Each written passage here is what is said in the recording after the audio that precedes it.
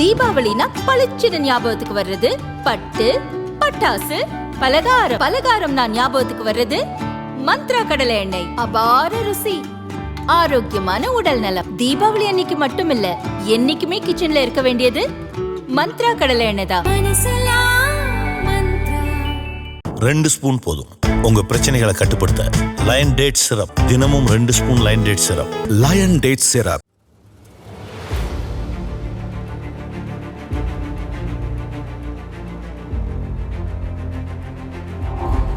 திருவாரூர் மாவட்டம் புழுதிக்குடி அடுத்துள்ளது சபாபதிபுரம் கிராமம். இங்கு 200க்கும் மேற்பட்ட குடும்பங்கள் வசித்து வருகின்றன. இங்கே 10 ஆண்டுகளுக்கு முன் ரோடு போடப்பட்டது. இப்போது ரோடு இருந்த அடையாளமே தெரியாத அளவுக்கு குண்டும் குழியுமாக சேறு நிறைந்து காணப்படுகிறது. சபாபதிபுரம் வரும் வாகனங்கள் ஊருக்கு 2 கிலோமீட்டர் முன்பாகவே நிறுத்தப்படுகின்றன. அவசர உதவிக்கு ஆம்புலன்ஸ் அழைத்தால் கூட வருவதில்லை. இதுகுறித்து மாவட்ட நிர்வாகத்திடம் மனு கொடுத்தும் நடவடிக்கை எடுக்கவில்லை.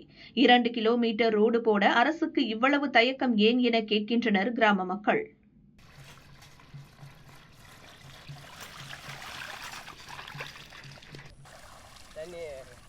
அடிங்க எங்கெங்க அடிக்கணும் அடிங்க.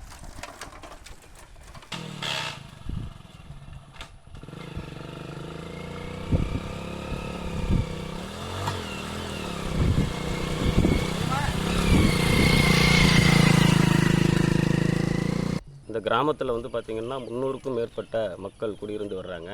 இது ஆதி திராவிடர் மக்கள் பெரும்பாலும் அதிகமாக வசிக்கக்கூடிய பகுதியாக இருக்கிறது. இப்போ இந்த இதில் பார்த்திங்கன்னா சபாபதிபுரம் கிராமத்தில் சோமாசி பஸ் ஸ்டாண்டிலிருந்து சபாதிபுரம் ஆலமரம் வரைக்கும் ஒரு 2 கிலோமீட்டர் சாலை கிட்டத்தட்ட 10 வருடங்களுக்கு முன்பு போடப்பட்ட அந்த சாலை. இந்த சாலையை மறுபடியும் போட்டு கொடுக்கணும் அப்படின்னு சொல்லி அதிகாரிகள் மட்டத்தில் நாங்கள் பலமுறை எடுத்து சொல்லியிருக்கிறோம். ஆனால் அதிகாரிகள் வந்து யாருமே வந்து இந்த சாலையை வந்து பார்க்கல, புதுப்பித்து கொடுக்கறதுக்கு எந்த வித முயற்சியும் எடுக்கலை. இந்த சபாதிபுரம் கிராமத்திலிருந்து பள்ளி கல்லூரிக்கு செல்லக்கூடிய மாணவர்களும் வெளியூருக்கு வேலைக்கு செல்லக்கூடிய பெண்களும் நிறைய பேர் கோட்டூரை நோக்கி போகிறாங்க. அப்படி கோட்டூரை நோக்கி போகிற பொழுது ஒரு 2 கிலோமீட்டருக்கு முன்னாடி ஆட்டோ வந்து நின்றுடுது. பள்ளிக்கூட வாகனங்கள்லாம் வந்து பள்ளி வேனெல்லாம் வந்து 2 கிலோமீட்டருக்கு முன்னாடியே நின்று இறக்கி விட்டுறாங்க. பிள்ளைங்கள்லாம் நடந்து போகக்கூடிய ஒரு சூழ்நிலை இருக்குது.